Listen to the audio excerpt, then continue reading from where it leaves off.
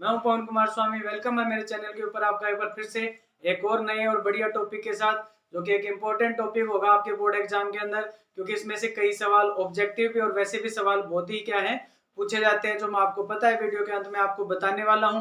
तो इसीलिए आपको वीडियो के लास्ट तक बने रहना और वीडियो को अच्छी तरह से देखना है, ताकि आपको सारी चीजें ढंग से क्या है समझ में आए। आज का अपना जो टॉपिक होने वाला है वो the sense of collective belonging वाला टॉपिक होने वाला है, यानी सामूहिक अपनेपन का भाव। वही बात है कि लोगों में किस तरह से राष्ट्रवाद, यानी हमारे देश के जो लोग थे उनको नेशनलिज्म के बारे में कैसे बताया गया, कि कैसे उनको ये चीज समझाई गई कि राष्ट्रवाद क्या होता है। उसके लिए उन्होंने कौन कौन से सिंबल्स या कौन कौन से प्रतीकों का प्रयोग किया या किस किस माध्यमों का प्रयोग किया, वो अपन इस टॉपिक के अंदर पढ़ने वाले हैं। तो इसीलिए आप इस टॉपिक के साथ लास्ट तक वीडियो में बने रहें, इसको देखें ताकि आपको सारी चीजें समझ में आए। तो चलिए बिना टाइम वेस्ट किए आज का टॉपिक अपन स्टार्ट करते हैं। जैसे मैंने बताया, आज का अपना टॉपिक होने वाला था सेंस ऑफ कलेक्टिव बिलोंगिंग। देखिए क्या लिखा हुआ है, nationalism spread when people begin to believe that they are all part of the same nation, when they discover some unity that binds them together. यानी नेशनलिज्म जो है, राष्ट्रवाद जो है, उसका विस्तार कब होता है, जब लोग जो है ना, किसी भी देश में रहने वाले लोग क्या किस चीज के ऊपर रिलेट करने लग जाते हैं, यानी वो जब ये बिलीव करना शुरू कर लेते हैं कि भाई हम सब जो है ना एक ही देश का हिस्सा है, यानी हम अलग अलग नहीं है, हम एक ही हैं। तो अपने आप ही उनको देश को लेकर, नेशन को लेकर जो भी उनके अंदर भाव होते हैं वो क्या होने लग जाते हैं, उत्पन्न होने लग जाते हैं। और आपको पता है, जब नेशन के प्रति एक बार लोगों के मन में लगाव उत्पन्न होने लग गया, उसी को हम क्या कहते हैं, नेशनलिज्म कहते हैं। क्योंकि ये लोगों को एक दूसरे से क्या करता है, बाइंड करता है। जो अपन बात कर रहे हैं ना, कलेक्टिव बिलोंगिंग वाला सेंस क्या करता है, जनरेट करता है। अब सवाल ये आता है कि ये हमारे देश के लोगों में उत्पन्न कैसे किया गया है ना, ये सेंस ऑफ कलेक्टिव बिलोंगिंग वाला, जिससे लोगों को लगा कि हम अलग अलग नहीं है, हम चाहे किसी भी क्षेत्र में रह रहे हैं, हम सब क्या हैं, एक हैं, एक ही देश के वासी हैं, और हमें अपनी आजादी के लिए क्या करना चाहिए, साथ मिलकर लड़ना चाहिए। तो वही मैंने दे रखा है, देखो यहाँ पर, this sense of collective belonging. ये जो कलेक्टिव बिलोंगिंग वाला जो सेंस था हमारे देश के अंदर, वो किसके माध्यम से आया। जैसे एक तो हमारे देश ने आजादी के लिए जो स्ट्रगल्स किए, जो संघर्ष किए, उन संघर्ष के द्वारा जो उनको अनुभव प्राप्त हुआ, उसके द्वारा जो कल्चरल प्रोसेस हुए, जिसमें फोकलोर, फोकटेल, आर्ट, इनका समावेश रहा। हमारा जो इतिहास रहा, फिक्शन जो थे, फोकलोर थी, फोक सॉन्ग हो गए, प्रिंट्स हो गए, और भी इस तरह के बहुत सारे सिंबल्स हैं। इन्होंने बहुत ज्यादा क्या किया, कंट्रीब्यूट किया किस चीज में, हमारे देश के लोगों में ये वाला सेंस जनरेट करने के लिए। कौन सा सेंस जनरेट करने के लिए, सेंस ऑफ कलेक्टिव बिलोंगिंग। किन किन चीजों ने योगदान दिया, दोबारा बता रहा हूं, experience of struggles, cultural process, history, fiction, folklore, songs, prints और सिंबल्स। इन्होंने बहुत ज्यादा क्या किया, कंट्रीब्यूट किया। देखिए क्या लिखा हुआ है, this identity of the nation is most often symbolised in a figure और इमेज। यानी ऐसा ही नहीं है कि इन्हीं का सहारा लिया गया, इमेज और फिगर का भी सहारा लिया गया। जैसे हमने पहले चैप्टर के अंदर पढ़ा था कि नेशन को एक कॉन्क्रीट फॉर्म रूप देने के लिए एलिगरी का प्रयोग किया गया था, एक फीमेल फिगर का क्या लिया गया था, सहारा लिया गया था। जैसे अपन ने पढ़ा था, फ्रांस के अंदर क्रिस्टिन मैरिन के बारे में पढ़ा था, जर्मनी के अंदर जर्मेनिया के अंदर के बारे में पढ़ा था। तो हमारे देश में भी इस तरह से क्या किया गया, फीमेल फिगर्स या इमेज का क्या किया गया, सहारा लिया गया। जैसे मैंने उस चैप्टर में बताया गया था, क्या भारत माता को उस रूप में क्या किया गया, प्रस्तुत किया गया। तो ये मैंने लिखा हुआ, देखिए, इमेज ऑफ भारत माता। ठीक है, 20वीं सेंचुरी के अंतर्गत अगर अपन बात करें, 20वीं सदी के अंदर सबसे पहले जो ये भारत माता की इमेज बनाई थी, वो बनाई थी बंकिम चंद्र चट्टोपाध्याय ने। नाम ध्यान रखना, बहुत बार सवाल आया हुआ है। बंकिम चंद्र चट्टोपाध्याय जो थे, उन्होंने भारत की माता की सबसे पहले क्या करी थी, इमेज बनाई थी। इनको बंकिम चंद्र चटर्जी भी कहा जाता है, किनको, बंकिम चंद्र चट्टोपाध्याय को। इसके अलावा अगर आपको याद हो तो 1870s के अंदर इन्होंने वंदे मातरम करके जो हमारे देश का स्तुति गान है, उसको भी इन्होंने क्या किया था, कंपोज किया था, कि इन्होंने, बंकिम चंद्र चट्टोपाध्याय ने। इसके अलावा उन्होंने एक उपन्यास भी लिखा था, जिसका नाम क्या था, आनंद मठ था। क्या था उपन्यास का नाम, आनंद मठ। इन्होंने कौन सा कंपोज किया था, वंदे मातरम। इन्होंने सबसे पहले भारत माता की इमेज को भी क्या किया था, क्रिएट किया था। किन्होंने? बंकिम चंद्र चट्टोपाध्याय ने। और आपको एक और मतलब बढ़िया बात बताओ इसके अंतर्गत कि जब बंगाल के अंदर स्वदेशी आंदोलन चलाया गया था, ठीक है, बंगाल के अंदर जब स्वदेशी आंदोलन चलाया गया था तो वही लोगों के अंदर वो राष्ट्रवाद वाली भावना फूकने के लिए, उनमें वो राष्ट्रवाद के भाव उत्पन्न करने के लिए ये वंदे मातरम वाला जो सॉन्ग था इसको गा गा के क्या किया जाता था, लोगों को सुनाया जाता था ताकि उनमें राष्ट्रवाद के भाव उत्पन्न हो, उनको यानी ऐसा फील हो कि जैसे अपन अपने देश से क्या हो रहे हैं, कनेक्ट हो रहे हैं, उनमें वो कलेक्टिव आइडेंटिटी वाला या कलेक्टिव बिलोंगिंग वाला सेंस क्या हो, जनरेट हो। इसके अलावा उस समय जो सबसे ज्यादा लोकप्रिय इमेज हुई थी भारत माता की वो थे अवनींद्रनाथ टैगोर। ध्यान रखना नाम अवनींद्रनाथ टैगोर है, रविंद्रनाथ टैगोर नहीं है। उन्होंने उस समय की सबसे फेमस इमेज क्या करी थी, बनाई थी। किसकी? भारत माता की। कब? 1905 के अंदर उन्होंने भारत माता को एसेटिक फिगर यानी साध्वी रूप में प्रस्तुत किया था। साध्वी के रूप में एकदम काम, कंपोज, डिवाइन और स्पिरिचुअल, ठीक है ना, शांत, एकदम गंभीर, ठीक है, दैवीय, आध्यात्मिक, इस रूप से उन्होंने क्या करा था, भारत माता को प्रस्तुत किया था। किसके रूप में? एस्थेटिक फिगर के रूप में। किन्होंने? अवनींद्रनाथ टैगोर ने। कब? 1905 के अंदर। किसको? भारत माता को। तो ये भी याद रखना आपको इमेज क्या था, पर आपको दो नाम याद रखने हैं, बंकिम चंद्र चट्टोपाध्याय और अवनींद्रनाथ टैगोर। जिन्होंने सबसे फेमस भारत माता की उस समय इमेज बनाई थी उनका नाम क्या था? अवनींद्रनाथ टैगोर। तो किस रूप में उन्होंने भारत माता की इमेज बनाई थी?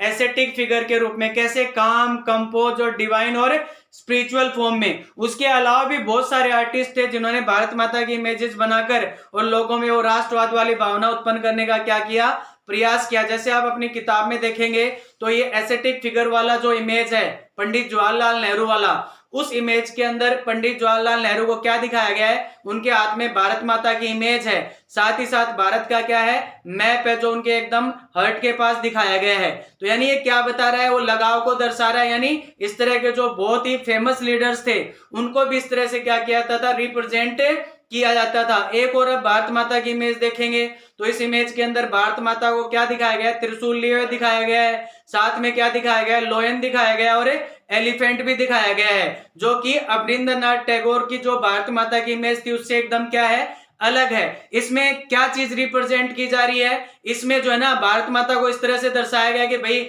बहुत पावर है और अथॉरिटी के रूप में उसको क्या किया गया, रिप्रेजेंट किया गया है। किसके साथ? त्रिशूल, एलिफेंट और लोयन के साथ। तो इस तरह के बहुत सारे कलाकार थे जो क्या करते थे, भारत माता की इमेजेस के द्वारा भी लोगों में क्या करते थे, ये कलेक्टिव बिलोंगिंग वाला सेंस जनरेट करने का प्रयास करते हैं, उनको राष्ट्रवाद के बारे में समझाने का प्रयास करते थे ताकि लोगों को राष्ट्रवाद का सही मतलब पता चले और वो देश की आजादी के लिए क्या करें, साथ मिलकर संघर्ष करें। इसके अलावा देखिए, idea of nationalism also develop through a movement to revive Indian folklore, यानी जो अपनी लोक कथाएं थी, लोक कहानियां थी, लोक गीत थे ना, लोक नृत्य थे, उनके माध्यम से भी क्या किया गया, ये नेशनलिज्म वाला सेंस या कलेक्टिव बिलोंगिंग वाला सेंस जो है हमारे देश के लोगों में उत्पन्न करने का क्या किया गया, प्रयास किया गया। जैसे हम 19वीं सेंचुरी की बात करें तो हमारे देश के जो नेशनलिस्ट थे उन्होंने क्या रिकॉर्ड करना शुरू करा, जैसे फोक टेल हो गई, फोक सॉन्ग हो गए,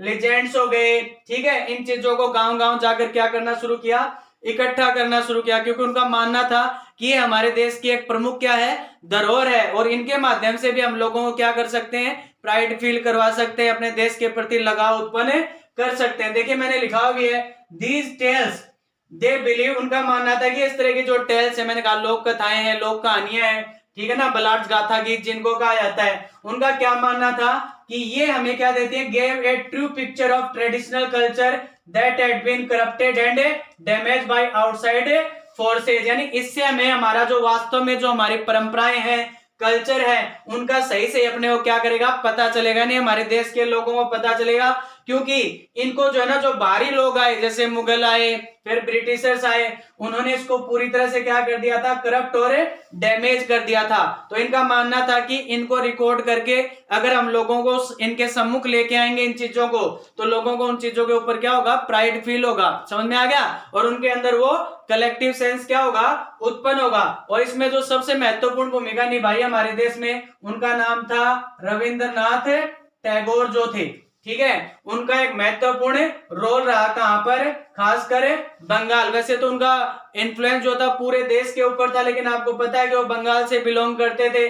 तो उन्होंने क्या किया, ये किया, स्वयं जो है गांव गांव जाकर ये फोक टेल हो गई, नर्सरी राइम्स हो गई, बलाड्स वगैरह जो हो गए, मिथ्स वगैरह जो हो गए, इनको गांव गांव जाकर क्या किया, इकट्ठा किया और फोकलोर को उन्होंने प्रिजर्व करने के लिए कहा, क्योंकि ये हमारे देश की क्या है, धरोहर है, और इनके द्वारा हम लोगों में क्या कर सकते हैं, वही कलेक्टिव सेंस क्या कर सकते हैं, जनरेट कर सकते हैं। तो इन्हें हमें क्या करके रखना चाहिए, प्रिजर्व करके रखना चाहिए, यानी प्रोटेक्ट करके रखना चाहिए। किनका मानना था, रविंद्रनाथ टैगोर का मानना था। और जब भी लिटरेचर की बात आती थी तो उसको हमेशा प्रिजर्व करने के लिए कहा करते थे। कौन कहा करते थे, रविंद्रनाथ टैगोर। मद्रास की बात करें तो मद्रास में था नतेशा शास्त्री करके, नाम याद रखना, मद्रास के अंदर नतेशा शास्त्री।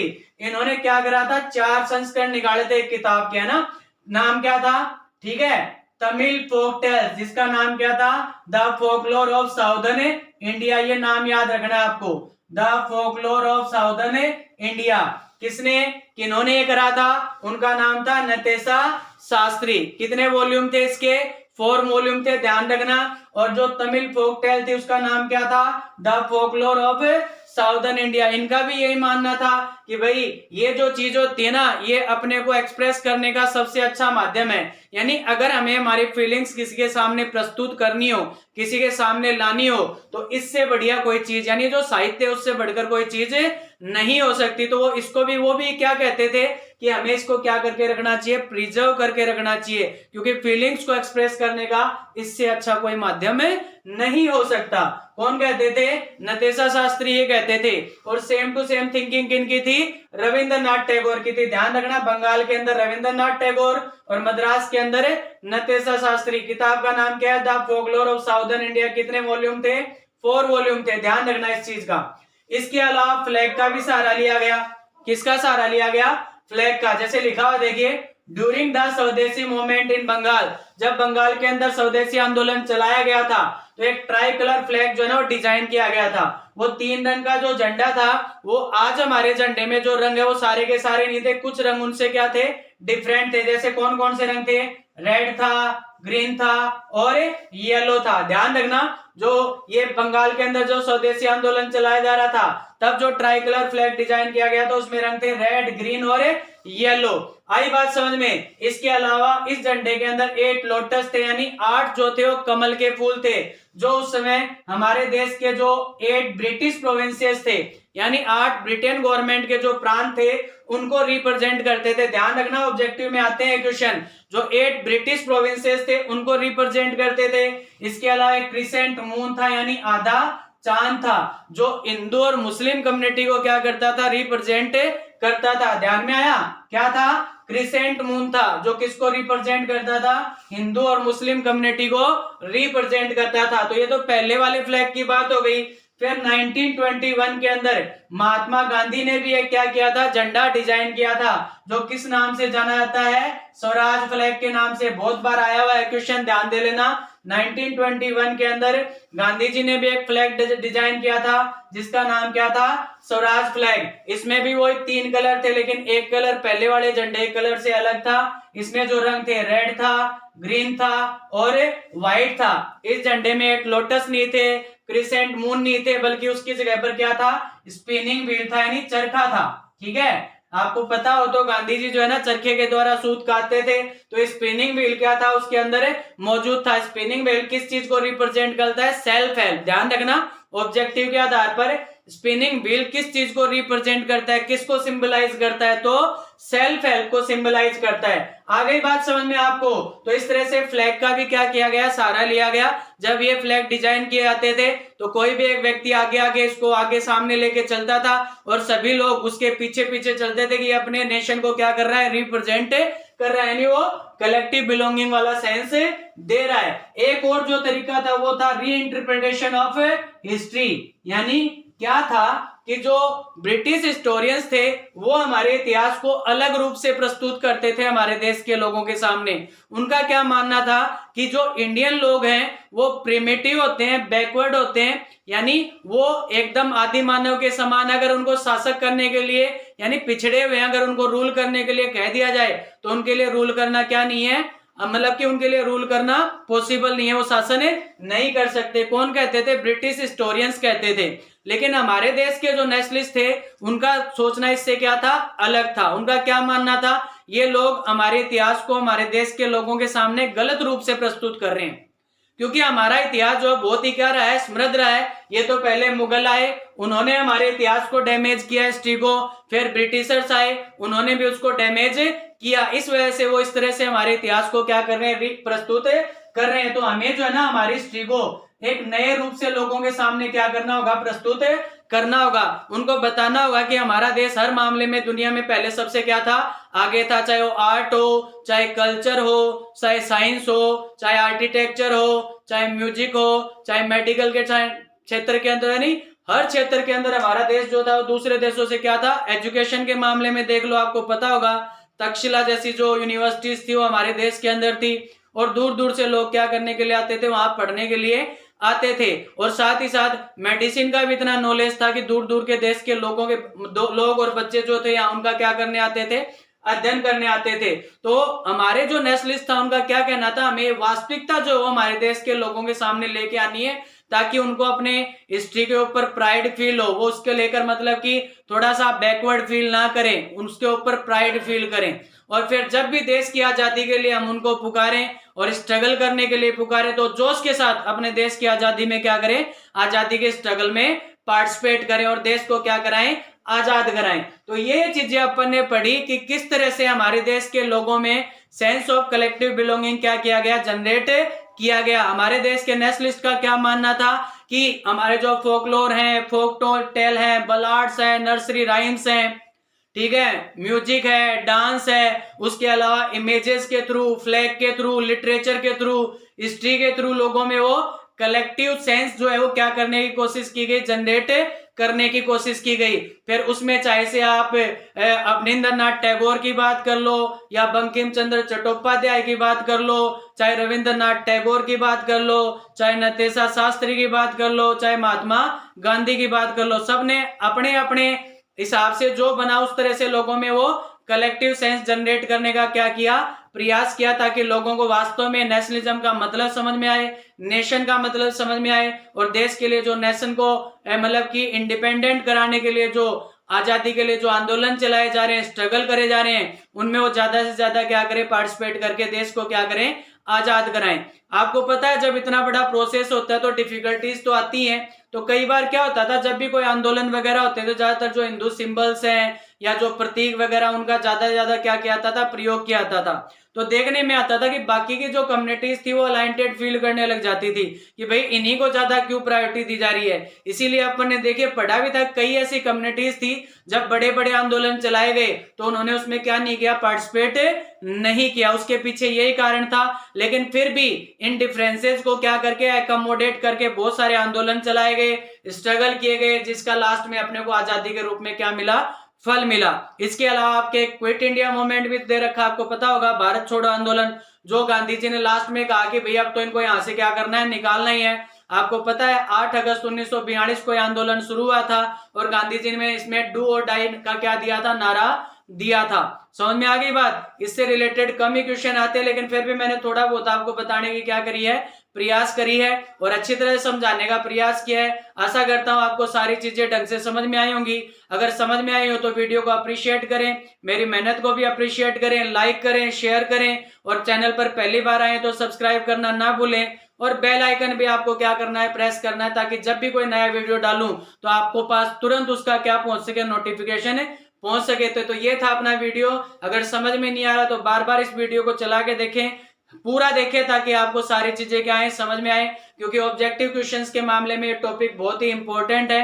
3 नंबर का क्वेश्चन भी आ सकता है इसके अंदर, ऑब्जेक्टिव वाले क्वेश्चन भी आ सकते हैं। बढ़िया तरीके से इस टॉपिक को प्रिपेयर करें ताकि जब एग्जाम में क्वेश्चन आए तो आपको किसी प्रकार की कोई डिफिकल्टी फेस ना करनी पड़े। तो इसी सोच के साथ, इसी आशा के साथ मिलते हैं अगले वीडियो में। Thank you so much.